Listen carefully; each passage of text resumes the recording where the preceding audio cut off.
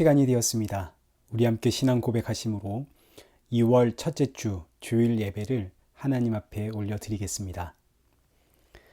전능하사 천지를 만드신 하나님 아버지를 내가 믿사오며 그 외아들 우리 주 예수 그리스도를 믿사오니 이는 성령으로 잉태하사 동정녀 마리아에게 나시고 본디오 빌라도에게 고난을 받으사 십자가에 못 박혀 죽으시고 장사한 지 사흘 만에 죽은 자 가운데서 다시 살아나시며 하늘에 오르사 전능하신 하나님 우편에 앉아 계시다가 저리로서 산자와 죽은 자를 심판하러 오시리라.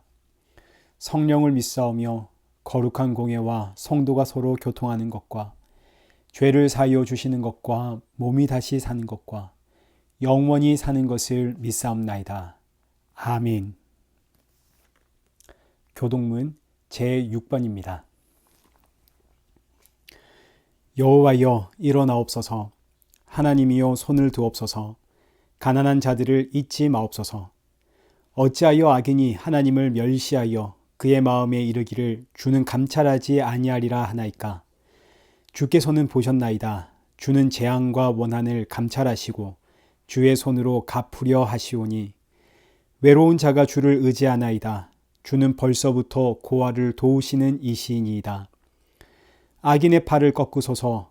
악한 자의 악을 더 이상 찾아낼 수 없을 때까지 찾으소서. 여호와께서는 영원 무궁하도록 왕이시니 이방 나라들이 주의 땅에서 멸망하였나이다.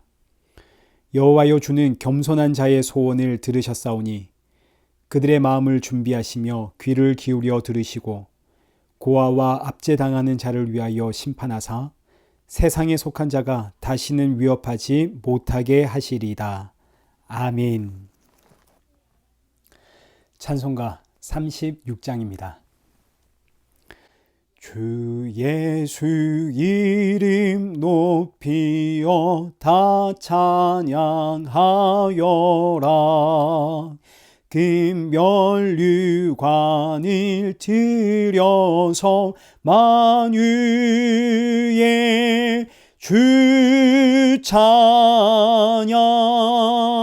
금면류관을 들여서 만유의 주 찬양. 주 예수 당한 고난을 못 잊을 죄인아 내 귀한 보배 바쳐서 만유의 주 찬양.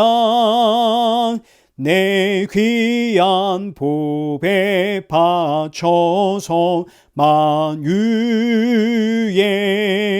주 찬양. 이 지구 위에 거하는 온 세상 사람들 그 크신 위엄 높여서 만유의 주 찬양.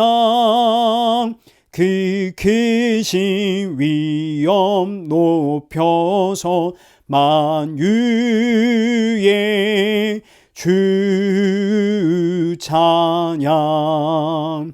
주 믿는 성도 다 함께 주 앞에 엎드려 무궁한 노래 불러서 만유의 주 찬양. 무궁한 노래 불러서 만유의 주 찬양. 아멘.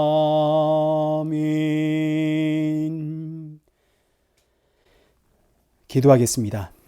살아계신 하나님 아버지, 이 귀한 날 예배 드릴 수 있음에 감사드립니다. 이 예배를 드리는 시간 내내 이 예배는 오직 예수님의 십자가 은혜로 드릴 수 있다는 사실 기억하게 하시고 예배 후에는 이 귀한 예수 생명의 증인으로 살아가도록 우리 모두에게 성령의 충만함 부어 주옵소서. 예수님의 이름으로 기도드리옵나이다. 아멘. 성경 봉독하시겠습니다. 오늘 보실 하나님의 말씀은 로마서 5장 1절에서 4절까지의 말씀입니다. 우리 한 절씩 교독하시겠습니다. 그러므로 우리가 믿음으로 의롭다 하심을 받았으니 우리 주 예수 그리스도로 말미암아 하나님과 화평을 누리자. 또한 그로 말미암아 우리가 믿음으로 서 있는 이 은혜에 들어감을 얻었으며 하나님의 영광을 바라고 즐거워하느니라. 다만 이뿐 아니라 우리가 환난 중에도 즐거워하나니 이는 환난은 인내를, 인내는 연단을, 연단은 소망을 이루는 줄 알미로다. 아멘. 교회 소식 알려드리겠습니다. 헌금과 말씀 후원은 옆에 영상란을 참고해 주시면 되겠습니다. 계속해서 우리 일회교회의 새로운 예배처를 위해서 기도 부탁을 드립니다. 내일 돌아오는 월요일 저녁 7시에 다운타운에 있는 앵글리칸 처치와 미팅이 있습니다. 이 일들이 잘 성사되어서 이 코로나 이후에는 함께 그곳에서 대면 예배를 드릴 수 있으면 참 좋겠습니다. 여러분 기도 부탁을 드립니다. 아동부와 청소년부 예배는 주일 오전 11시에 있습니다. 참여하시는 방법은 줌으로 들어오셔서 778-878-5238을 입력하시면 됩니다. 오늘 보실 말씀은 로마서 5장입니다. 로마서 5장 1절에서 4절까지 크게 세 가지의 주제로 말씀을 살펴보겠습니다. 첫째는 하나님과 누리는 화평이란 무엇인가? 그리고 둘째는 하나님의 영광이란 무엇인가? 그리고 마지막 셋째는 성도의 환난입니다. 왜 성도는 환난을 당해야 하는가? 먼저 첫째, 성도가 하나님과 누리는 화평이란 무엇인가? 본문 1절 말씀을 보십시오. 그러므로 우리가 믿음으로 의롭다 하심을 받았으니 우리 주 예수 그리스도로 말미암아 하나님과 화평을 누리자. 오늘 본문 1절의 말씀은 우리가 그동안 살펴보았던 로마서 1장에서 4장까지의 내용을 한 줄로 요약한 말씀입니다. 그동안 살펴보았던 모든 내용은 결국 성도는 믿음으로 말미암아 의롭다함을 받느니라. 유대인들은 율법을 지키며 살고 이방인들은 자기의 양심을 따라 삽니다. 그러나 하나님 앞에 의롭다 하심을 받는 것은 율법으로도 안 되고 우리 안에 있는 양심으로도 안 됩니다. 그럼 어떻게 해야 하나님 앞에 의롭다함을 받을 수 있습니까? 오직 예수 그리스도를 믿음으로, 오직 믿음입니다. 그래서 성경은 아브라함과 다윗을 통해서 오직 믿음으로 의롭다함을 받는다는 것이 어떤 의미인지를 우리에게 알려주었습니다. 불법이 사함을 받고 죄가 가리워져 죄를 죄로 인정하지 않는 자는 복되다. 누구 때문에? 예수님 때문에. 예수님 때문에 의롭다 칭함을 받느니라. 그래서 오늘 본문 1절이 그러므로 우리가 믿음으로 의롭다 하심을 받았으니 우리 주 예수 그리스도로 말미암아. 우리 주 예수 그리스도가 믿음의 대상이라는 뜻입니다. 예수님 때문에 의롭다 하심을 받았으니 우리 주 예수 그리스도로 말미암아 하나님과 화평을 누리라. 하나님과 화평을 누린다는 의미는 하나님과 화목하게 되었고 평화롭게 되었다라는 뜻입니다. 이걸 우리가 샬롬이라고 하죠. 우리 주 예수 그리스도로 말미암아 의롭다함을 받은 성도는 이제 하나님과 화평을 누리게 됩니다. 이 의미는 그동안 우리는 하나님과 화평을 누리지 못했다는 뜻입니다. 화평을 누리지 못했다는 말은 그동안 우리는 하나님과 분쟁, 다툼, 하나님과 지금 대적하고 있었다라는 뜻입니다. 에베소서 2장 3절 말씀을 보십시오. 전에는 우리도 다 그 가운데서 우리 육체의 욕심을 따라 지내며 육체와 마음에 원하는 것을 하여 다른 이들과 같이 본질상 진노의 자녀이었더니 우리는 본질상 진노의 자녀였습니다. 육체의 욕심, 이 죄에 사로잡혀 하나님을 대적하고 있는 진노의 자녀. 하나님의 저주 아래 반드시 그 영원한 하나님의 심판, 그 지옥 형벌을 받아야 하는 우리는 그런 존재였습니다. 그런데 우리 주 예수 그리스도로 말미암아 이제는 하나님과 화평을 누리게 되었습니다. 하나님과의 화평. 이제 나는 더 이상 하나님의 진노의 대상이 아니라는 뜻입니다. 하나님은 이제 나의 죄를 보고도 죄라고 인정하지 않습니다. 왜요? 예수님 때문에. 우리 주 예수 그리스도가 십자가에서 나를 대신하여 그 죄의 형벌을 받으셨거든요. 로마서 3장 25절. 이 예수를 하나님이 그의 피로써 믿음으로 말미암는 화목제물로 세우셨으니 예수님이 하나님과 나 사이에 화목제물이 되셨습니다. 화목제물 대신 예수님 때문에 우리가 하나님과 화평을 누립니다. 사랑하는 성도 여러분, 절대로 잊지 마십시오. 우리가 누리는 모든 신앙생활은 예수님이 십자가에 죽으셨기 때문에 누리는 겁니다. 우리가 하나님 앞에 예배드리는 것도, 우리가 하나님 앞에 기도하는 것도, 그리고 우리가 하나님 앞에 찬양하는 것도 전부 십자가에 죽으시고 부활하신 예수님 때문입니다. 우리의 모든 믿음과 신앙은 그 시작도 예수님이고 그 끝도 예수님입니다. 예수님을 믿는 것은 기본이고 이제는 말씀대로 살아가는 나, 여러분 이런 신앙이란 없습니다. 예수님은 모든 신앙의 처음이요 끝이고 전부가 되십니다. 예수님으로 인해 우리가 하나님과 화평을 누립니다. 말씀대로 살아가는 나는 말씀대로 살아가는 것 자체가 거짓말이 되어버리는 우린 그런 죄인입니다. 여러분, 하나님이 사랑하며 살라고 그랬습니다. 여러분 어떻게 사랑하며 사십니까? 사랑이라는 주제 이거 하나만 가지고도 말씀대로 산다는 것이 얼마나 거짓인지가 우리의 삶에서 벌써 드러납니다. 우리는 말씀대로 살지를 못하죠. 우리는 사랑하며 살지를 못하는 인생입니다. 그래서 예수님은 십자가에 죽으실 수밖에 없으셨고 그 십자가에 죽으시고 부활하심으로 성도는 하나님과 화평을 누립니다. 예수님은 화평을 주기 위해 이 땅에 오셨습니다. 그래서 예수님 이 땅에 오실 때 하늘에는 영광이요 땅에로는 평화로다. 요한복음 14장 27절 평안을 너희에게 주노니 나의 평안을 너희에게 주노라. 내가 주는 이 평안은 세상이 주는 것과 같지 아니하니라. 예수님이 주는 평안이 어떤 평안인가요? 하나님과 화목을 누리는 평안입니다. 그래서 이걸 화평이라고 하는 거죠. 하나님과의 화목, 하나님과의 평안. 이 화평은 세상이 절대로 줄 수가 없습니다. 오직 예수님만이 주시는 화평, 평안입니다. 그런데 이 평안은 우리의 마음이 무슨 편안해지고 우리 마음에 세상 걱정, 근심, 염려가 사라지는 그런 게 아닙니다. 물론 성도는 가끔씩 신앙생활을 할 때에 이 세상 근심, 걱정이 전부 사라지는 그런 천국의 기쁨을 잠시 잠깐 맛보기는 합니다.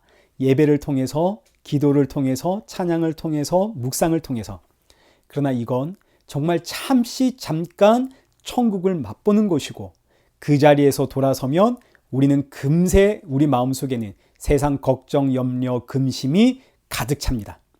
그러니까 여러분, 예수님이 주시는 평안이란 성도의 마음에 세상을 향한 걱정, 근심이 사라지는 그런 평안이 아닙니다.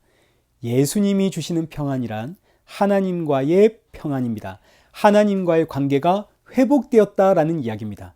하나님과의 관계가 회복되었다는 의미는 이제는 하나님과 함께 살 수 있는 인생이 되었다라는 뜻입니다. 우리는 아담과 하와의 선악과 사건 이후로 에덴 동산에서 쫓겨난 인생입니다. 하나님과 더 이상 함께 살 수 없는 인생입니다. 그런데 예수님이 주시는 평안으로 인해 이제 우리는 하나님과 함께 살 수 있는 인생이 되었습니다. 이것이 바로 예수님이 주시는 화평, 평안입니다. 이 평안은 세상이 절대로 줄 수가 없죠. 그래서 성도는 비록 이 땅에서는 세상 염려와 걱정과 근심 속에서 살아가지만 그러나 이제는 나에게 돌아갈 본향이 있습니다. 저 천국, 저 하늘과 새 땅에서 우리 주와 영원히 함께 삽니다. 이것이 바로 우리 주 예수 그리스도로 말미암아 누리게 되는 하나님의 화평입니다. 성도의 소망입니다. 이 화평이 임하면 세상 걱정 근심 사라지는 거 아닙니다. 영원한 하나님의 나라를 소망하며 살아가게 됩니다. 그래서 본문 2절 말씀을 보십시오. 또한 그로 말미암아 우리가 믿음으로 서 있는 이 은혜에 들어감을 얻었으며, 이 은혜에 들어감, 여기서 들어감이라는 이 단어는 이 당시에 왕 앞에서 쓰는 단어입니다. 왕을 알련하다라는 뜻입니다. 그래서 2절의 말씀을 이렇게 우리가 의역할 수 있습니다. 우리는 믿음으로 왕 앞에, 그 은혜의 보좌 앞에 들어가게 되었다. 믿음으로 그 은혜 보좌 앞에 서게 되었다. 이것이 바로 화평입니다. 여러분, 이건 정말 놀라운 이야기입니다. 성도는 예수 그리스도로 말미암아 하나님 앞, 그 은혜의 보좌 앞에 설 수가 있습니다. 왜요? 예수 그리스도 안에 있는 자에게는 정죄함이 없거든요. 하나님이 우리를 정죄하지 않습니다. 하나님이 우리의 죄를 죄로 인정하지 않습니다. 우리의 모든 죄를 용서하십니다. 누구 때문에? 예수님 때문에. 그런데 간혹 어떤 사람들은 이 말씀에 엄청난 착각을 하곤 합니다. 어마어마한 착각을 하는데 이런 겁니다. 윤리 도덕적으로 사람들에게 부끄러운 죄를 지었습니다. 그러자 하는 말이, 하나님이 이런 나를 용서하셨고 하나님도 나를 정죄하지 않는데 왜 너희가 나를 정죄하느냐, 이런 착각을 하시는 분들이 있는데, 이런 분들은 보통 양심의 화인을 맞은 자들입니다. 예수 그리스도 안에서 성도는 하나님 앞에서 의롭다 칭함을 받습니다. 그러나 사람들 앞에서도 의롭다 칭함 받는 것은 아닙니다. 사람들 앞에서 우리는 죄인일 수 있습니다. 마찬가지 예수 그리스도 안에 있을 때 하나님 앞에서 모든 죄를 용서를 받습니다. 그러나 그렇다고 해서 사람들도 나를 용서했나요? 그건 아닙니다. 사람들은 나를 용서하지 않았습니다. 그리고 나도 죄를 지어놓고 사람들 앞에 뻔뻔하고 당당하게 서면 안 되죠. 하나님은 나의 죄를 용서하셨지만 사람은 나의 죄를 용서하지 않았습니다. 죄를 지은 성도는 사람들 앞에서 부끄러워해야 하고 창피해야 하고 수치를 당해야 됩니다. 윤리 도덕적인 죄를 짓고도 감히 뻔뻔하게 하나님이 이런 날 용서하셨어, 이렇게 말하면 안 되는 겁니다. 하나님은 용서하셨어도 이 세상 사람들은 용서하지를 않았습니다. 그런데 나는 죄인이니까 죄를 짓지, 하나님도 나를 용서하셨는데, 이러고 나온다면 이 사람은 양심의 화인을 맞은 자요, 그의 신앙과 믿음은 전부 거짓입니다. 무엇보다 하나님은 이런 나를 살리기 위해 십자가에서 화목 제물이 되어 죽으셔야만 했는데, 이 사실을 제대로 이해한 성도라면 나의 죄를, 그럼에도 불구하고 자꾸만 죄를 짓는 나의 죄를, 나의 모습을 수치스럽게 여기는 것이 정상입니다. 하나님 앞에서는 예수 그리스도의 은혜로 서지만 사람들 앞에서는 이런 나의 모습을 수치스러워해야 하는 것이죠. 여기에 대해서 이제 로마서 6장에서 자세히 살펴보겠습니다. 죄인이니까 죄를 짓는 거지, 이럴 수 없죠. 로마서 6장 1절과 2절 말씀을 보십시오. 그런즉 우리가 무슨 말을 하리요? 은혜에 더하게 하려고 죄에 거하겠느냐? 그럴 수 없느니라. 죄에 대하여 죽은 우리가 어찌 그 가운데 더 살리요? 자, 이제 두 번째, 하나님의 영광이란 무엇인가에 대해서 살펴보겠습니다. 예수님으로 인해 의롭다 하심을 받은 성도는 2절 하반절 말씀에 하나님의 영광을 바라고 그 영광을 즐거워하느니라. 여러분, 하나님의 영광이란 뭘까요? 성도는 마땅히 하나님의 영광을 바라고 하나님의 영광을 즐거워하게 되는데, 그 영광을 위해 살아가게 되는데, 여러분, 하나님의 영광이 뭡니까? 저는 어릴 적에 하나님의 영광을 이런 식으로 배웠습니다. 내가 가지고 있는 재능을 갈고 닦아서 많은 사람들을 이롭게 할 때에 그때 나를 통해 하나님이 영광을 받으신다. 저는 그렇게 배웠습니다. 그래서 기도하기를, 내가 공부를 한다면 하나님, 이 공부를 통해서 하나님께 영광을 돌리는 사람 되게 하소서. 음악을 전공한다면 하나님, 이 음악을 통해서 하나님께 영광 돌리는 사람 되게 하소서. 사업을 한다면 하나님, 이 사업을 통해 하나님께 영광 돌리는 사람이 되게 하소서. 저는 어릴 때 교회에서 이런 식으로 하나님의 영광을 배웠습니다. 근데 여러분, 이건 전부 엉터리입니다. 이런 이야기들은 결국 하나님의 영광을 위해서 내가 잘해야 되고 내가 잘 되어야 한다라는 뜻이 됩니다. 내가 잘해야, 내가 잘 되어야 하나님께 영광이 된다. 그러니 결국 하나님의 영광은 이꼴 내가 잘 되는 것. 내가 바로 하나님의 영광이 되어버립니다. 여러분, 이건 하나님의 말씀과 완전히 반대되는 이야기입니다. 우리는 하나님의 영광이 아닙니다. 여러분, 우리는 죄인입니다. 사랑하며 사십시오. 이 말씀조차 지켜내질 못하며 사는 인생입니다. 우리는 내가 좋아하는 사람만 좋아하고 싫어하는 사람은 여전히 싫은, 우린 그런 죄인입니다. 우리가 어떻게 하나님의 영광이 되겠습니까? 여러분, 우리는 하나님의 영광이 아닙니다. 우리가 하는 어떤 일을 통해서 하나님이 영광 받으시는 것 절대 아닙니다. 내가 많은 사람들을 이롭게 한다고 해서 하나님의 영광이 되는 것이 아니라 하나님의 영광은 오직 십자가에 죽으시고 부활하신 우리 주 예수 그리스도뿐입니다. 그런데 예수님이 아니라 내가 하나님의 영광이다 이런 생각을 하게 되니까 하나님의 영광이라는 이름으로 자꾸 내 욕심을 챙기게 됩니다. 기도를 해도 하나님의 영광이라는 이름으로 내 사업이 잘 되길, 내가 성공하길, 내 자녀들이 잘 되길 온통 내 욕심으로 가득 차 내가 하나님의 영광이라고 생각하니까 하나님을 내 욕심 채우는 도구로 사용하게 됩니다. 하나님, 이 시험 성적 잘 나와서 하나님께 영광 되게 하소서. 결국 시험 잘 치게 해달라는 이야기 아닙니까? 하나님, 이 사업 잘 되어서 하나님께 영광 돌리게 하옵소서. 결국 사업 잘 되게 도와달라는 이야기입니다. 이런 식의 기도와 이런 식의 신앙생활을 종교생활이라고 합니다.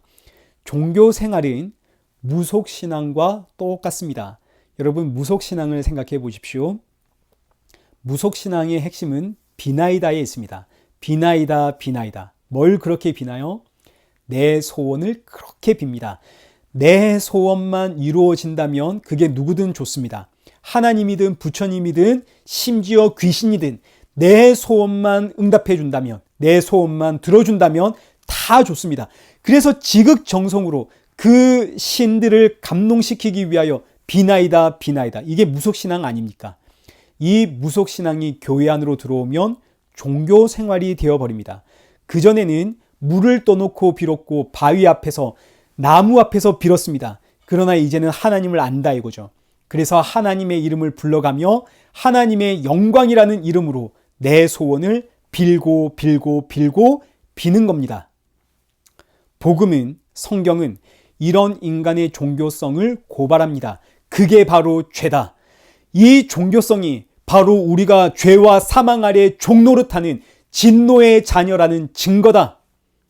그럼 여러분, 종교생활과 신앙생활은 어떻게 다른가요? 종교생활은 그 중심이 내 소원입니다. 반면에 신앙생활은 그 중심이 예수 그리스도께 있습니다. 예수님이 나의 주인, 예수님이 나의 머리가 되십니다. 그래서 나의 머리 되시고 주인 되시는 그 예수님 앞에 순종하고 복종하는 것, 이것이 신앙생활의 핵심입니다. 완전히 다릅니다. 종교생활은 내 소원을 이루기 위해서 하나님 앞에 기도하게 됩니다. 신앙생활은 나의 머리가 되시는 예수님께 순종하고 복종하기 위해 기도합니다. 나 죽고 예수님 사시는, 내 뜻은 무너지고 예수님의 뜻만 이루어지는, 이것이 신앙생활. 예수님이 친히 보여주셨죠. 십자가를 지시기 전날 밤 땀방울이 핏방울이 되도록 예수님 기도하십니다. 아버지여, 내 잔을 옮겨주옵소서. 그러나 내 뜻대로 마시고 아버지의 뜻대로 하옵소서. 내 잔을 옮겨 달라는 것은 내 소원입니다. 이건 종교생활입니다. 그러나 이렇게 끝나지 않습니다. 내 뜻대로 마시고 아버지의 뜻대로 하옵소서. 아버지의 뜻에 순종하겠습니다. 내 뜻과 다르더라도 기꺼이 복종하겠습니다. 감사하겠습니다. 이게 바로 신앙생활입니다. 종교생활과 신앙생활, 우리는 어디에 있습니까? 다시 본문으로 돌아가서 2절 하반절에 하나님의 영광은 우리가 아니라 오직 우리 주 예수 그리스도가 하나님의 영광입니다. 성경에 하나님의 영광을 본 믿음의 조상들이 등장을 합니다.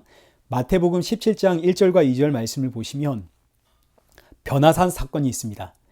예수님께서 야고보와 베드로와 요한을 데리고 산에 올라가셨더니 그들 앞에서 변형되사 얼굴은 해같이 빛나고 옷은 빛과 같이 휘어졌습니다. 이 말씀은 구약에서 하나님의 영광을 묘사할 때 기록했던 화법입니다. 변화산에서 베드로, 야고보, 요한은 하나님의 영광을 보았는데 그 하나님의 영광이 곧 예수 그리스도시더라. 사도행전 7장에서는 스데반이 순교할 때 하나님의 영광을 봅니다. 사도행전 7장 55절 보십시오. 스데반이 성령 충만하여 하늘을 우러러 주목하여 하나님의 영광과 및 예수께서 하나님 우편에 서신 것을 보고, 스데반이 선교할 때에 하나님의 영광을 보게 되어지는데 그 하나님의 영광이 바로 하나님 우편에 계시는 예수 그리스도라는 이야기입니다. 하나님의 영광은 곧 예수 그리스도. 믿음이 임한 성도는 오늘 본문 2절에 기록된 것처럼 하나님의 그 은혜의 보좌에 담대히 들어갈 담력을 얻게 되는데, 그때 성도는 하나님의 영광이신 예수 그리스도를 바라고 그를 즐거워하게 됩니다. 이뿐 아니라 본문 이제 3절입니다. 우리가 환난 중에도 즐거워하노니. 이제 마지막 세 번째, 성도의 환난이 등장을 합니다. 아니, 예수님을 믿으면 환난이 없어야 하는 거 아닙니까? 그런데 예수님을 믿으면 환난이 있고 성도는 그 환난 중에 즐거워한다 하십니다. 이게 대체 무슨 이야기인가요? 예수님을 믿는데 왜 환난입니까? 환난으로 인해 성도가 즐거워하게 되는 이유는 크게 두 가지입니다. 첫째, 환난은 우리를 참된 피난처로 인도합니다. 다윗을 생각해 보겠습니다. 다윗은 사울 왕을 피해서 광야로 숨어 들어갑니다. 구레에 숨고 바위 틈에 숨고 사람들 사이에 숨습니다. 여기가 안전할까 저기가 안전할까 이리저리 방황하고 다니다가 드디어 참된 피난처를 찾게 되는데 그것이 시편 34편에 기록되어져 있습니다. 시편 34편은 다윗이 사울 왕을 피해 블레셋으로 숨었다가 블레셋 왕 아비멜렉을 우연히 만나게 되자 그 앞에서 미친 척을 하며 침을 흘리며 위기를 모면한 사건입니다. 그렇게 위기를 모면하고 쓴 성경이 시편 34편. 이때 다윗이 내린 결론이 8절입니다.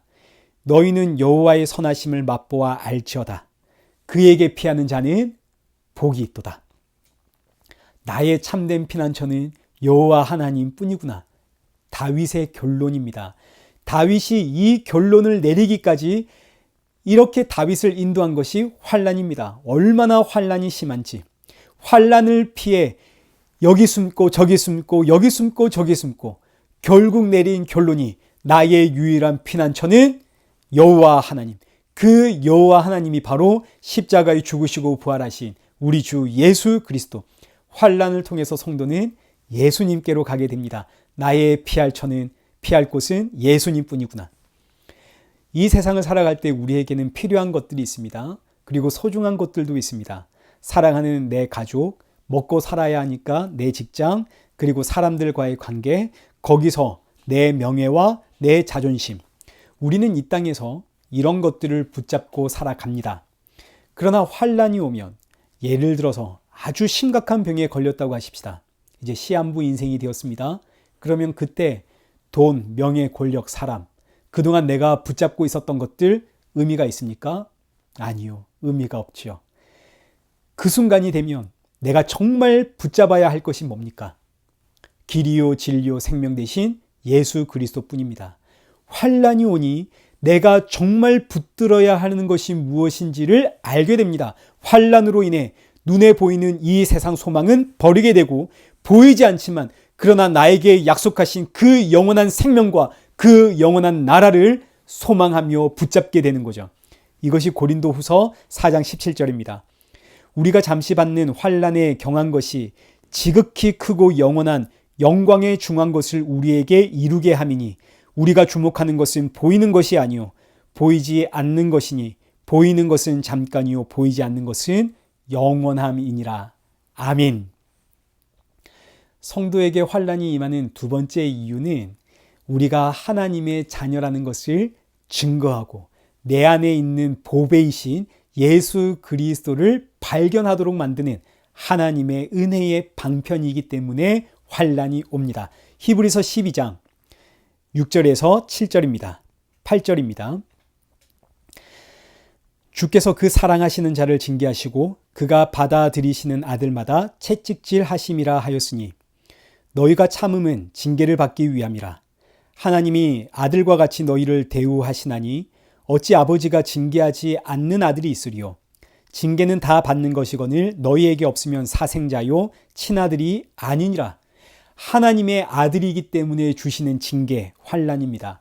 징계, 이 환난이 없으면 사생자요 하나님의 친아들이 아닙니다. 아니 그래도 그렇지 내가 하나님의 자녀라는 사실을 꼭 이렇게 알려야 됩니까? 다른 좋은 방법이 있는 거 아닙니까? 예, 꼭 환난이어야만 합니다.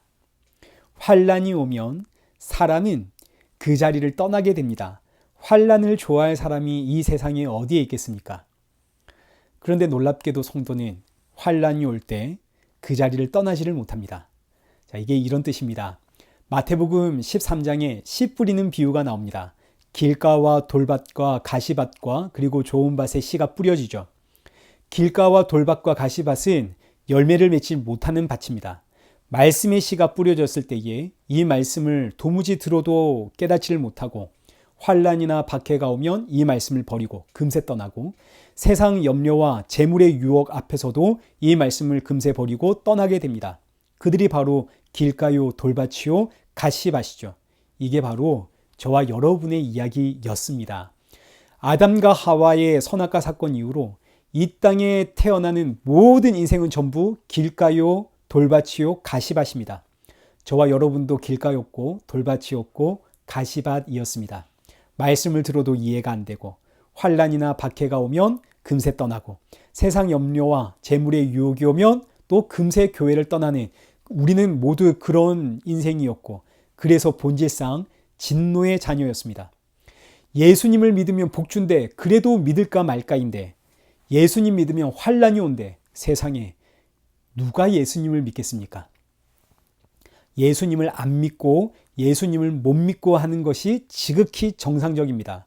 그런데 놀랍게도 믿음이 임한 성도는 환난이 올 때 예수님을 믿으면 환난이 온대. 그리고 그 환난을 경험하게 될 때 그 환난의 자리를 떠나야 되는데 떠나지를 못합니다. 왜요? 하나님이 붙잡고 계시거든요. 남들은 다 떠납니다. 그런데 나는 떠나지를 못합니다. 환난을 당하면서도 이 믿음의 자리, 이 신앙의 자리, 이 예배의 자리를 떠나지를 못합니다. 이건 내 실력입니까? 내 실력 아니죠. 나는 지금 울고불고 난리가 났습니다. 이 환난 때문에 난 너무너무 힘듭니다. 하나님께 매달리고 있습니다. 그런데 못 떠납니다. 왜요? 하나님이, 내 안에 계시는 성령님이, 그 예수 그리스도의 영이 나를 지금 꽉 붙잡고 있기 때문에 못 떠나는 겁니다. 교회의 실망해서 교회를 떠날 수는 있습니다. 사람에게 실망해서 교회라는 건물을 떠날 수는 있지만 그러나 예수님에게서는 떠나지를 못합니다. 예수님이 나를 붙잡고 계시기에. 그래서 성도는 이 환난을 통해서 나를 붙잡고 있는 이 믿음의 실체가 무엇인지를 알게 됩니다. 주의 백성은 환난을 통해서 주님께 꽉 붙잡힙니다. 나를 붙잡고 계시는 분이 누군지를 알게 됩니다. 주의 백성이 아닌 자는 환난이 오면 그 자리를 떠나게 됩니다. 환난을 통해서 성도는 내 안에 자리 잡고 있는 이 믿음의 실체를 점점 더 분명하고 명확하게 깨닫게 됩니다. 이것을 고린도후서 4장 7절에서는 이렇게 표현을 했습니다. 우리가 이 보배를 질그릇에 가졌으니, 우리가 질그릇입니다. 그런데 이 질그릇 안에 뭐가 담겨 있다고요? 보배가 담겨 있습니다. 이 보배는 예수 그리스도입니다. 그런데 이 보배가 질그릇 안에 담겨 있으니까 내 눈에 보이나요? 안 보이나요? 우리가 우리 속을 볼 수 있습니까? 볼 수가 없죠. 자, 그럼 어떻게 해야 할까요? 깨야 됩니다. 질그릇이 깨져야만 내 안에 계시는 그 보배의 실체가 보이는 겁니다. 깨지면 깨지는 만큼, 이 질그릇이 깨지면 깨지는 만큼 그 안에 담겨 있는 보배의 실체가 조금씩 좀 더 많이 드러나게 됩니다. 여러분, 이것이 바로 환난이라는 이야기입니다. 환난을 통해 나의 이 질그릇이 깨지니 그때 비로소 내 안에 담겨있는 이 보배의 실체 예수 그리스도, 내 안에 있는 이 믿음의 실체이신 예수 그리스도가 보이는 거죠. 깨진 만큼. 그래서 성도는 환난을 통해 내 안에 계시는 예수 그리스도의 실체를 조금씩 더 많이 깨달아가게 됩니다. 그래서 성경은 징계는, 하나님의 백성은 징계 다 받는 것이거늘 없다면 사생자요 내 아들이 아니다. 야고보서 1장 2절도 보십시오. 내 형제들아 너희가 여러 가지 시험을 당하거든 온전히 기쁘게 여기라. 왜요? 그 시험을 통해 내 안에 보배이신 예수 그리스도가 보이기 때문입니다. 베드로전서 1장 6절과 7절 말씀도 보십시오. 그러므로 너희가 이제 여러 가지 시험으로 말미암아 잠깐 근심하게 되지 않을 수 없으나 오히려 크게 기뻐하는도다. 시험을 통해서 기뻐하는 이유가 뭡니까? 7절에 나옵니다. 너희 믿음의 확실함은 불로 연단하여도 없어질 금보다 더 귀하여 예수 그리스도께서 나타나실 때에 칭찬과 영광과 존귀를 얻게 할 것이니라. 시험을 통해서, 환난을 통해서 뭐가 확실하게 드러난다고요? 믿음이 확실하게 드러납니다. 믿음의 실체가 확실하게 드러나는데 그 믿음의 실체가 뭡니까? 예수 그리스도. 환난을 통해 내 안에 계신 예수 그리스도가 드러납니다. 그래서 성도는 환난을 통해 내 안에 계신 그 믿음의 실체이신 예수 그리스도를 더 많이 알아가게 되고 그 예수님과 만날 그날, 얼굴과 얼굴을 맞대어 보게 될 그날을 성도는 소망하며 살아가게 됩니다. 그래서 환난은 인내를, 인내는 연단을, 연단은 소망을. 사랑하는 성도 여러분, 환난 중에 계십니까? 왜 나에게 이런 환난이냐고 원망하고 불평하고 힘들어하기 이전에 이런 환난에도 불구하고 이 예배의 자리, 이 믿음의 자리를 떠나질 못하는 나를 보십시오. 이 환난에도 예배의 자리를 떠나지 못하는 나, 여러분 이거 내 실력입니까? 아닙니다. 생명의 주가 되시는 예수 그리스도가 나를 붙잡고 계시기 때문입니다. 그래서 성도는 환난 중에 즐거워하게 됩니다. 나를 붙잡고 계시는 그 믿음의 실체가 환난을 통해서 보이기 때문에 주께서 나를 붙잡고 계시는군요. 이 사실을 알게 될 때 사도 바울의 이 고백이 우리의 고백이 되어 터져 나오게 되는 거죠. 로마서 8장 35절. 누가 우리를 그리스도의 사랑에서 끊으리요? 환난이나 공고나 박해나 기근이나 적신이나 위험이나 칼이랴. 38절. 내가 확신하노니 사망이나 생명이나 천사들이나 권세자들이나 현재일이나 장래일이나 능력이나 높음이나 깊음이나 다른 어떤 피조물이라도 우리를 우리 주 그리스도 예수 안에 있는 하나님의 사랑에서 끊을 수 없으리라. 아멘. 환난 중에 이 믿음의 고백이 터져 나오는 복된 저와 여러분 되시길 축원합니다. 기도하겠습니다. 살아계신 하나님 아버지, 영원한 형벌을 받아 마땅한 우리 안에 예수 그리스도를 믿는 믿음 넣어주셔서 하나님과 화평을 누리게 하시니 감사합니다. 예수님 때문에 하나님의 그 영광의 보좌에 담대히 서게 될 담력을 얻습니다. 다만 이뿐 아니라 환난 중에서도 이런 나를 붙잡고 계시는 생명의 주 예수님을 만나게 되니 감사합니다. 날이 갈수록 이 환난을 통해 이 구원의 은혜를 더 많이 더 깊이 깨달아가는 성도 되게 하시고 우리 주 예수 그리스도 만날 그날을 소망하며 예수님의 증인으로 살아가는 성도가 되도록 성령의 충만함 허락하여 주옵소서. 예수님의 이름으로 기도드리옵나이다. 아멘. 찬송가 370장 찬양하신 이후에 축도로 예배를 마치겠습니다. 주 안에 있는 나에게 딴 근심이 있으랴 십자가 밑에 나가 내 짐을 풀었네. 주님을 찬송하면서 할렐루야 할렐루야 내 앞길 멀고 험해도 나 주님만 따라가리. 그 두려움이 변하여 내 기도 되었고, 전날의 한숨 변하여 내 노래 되었네.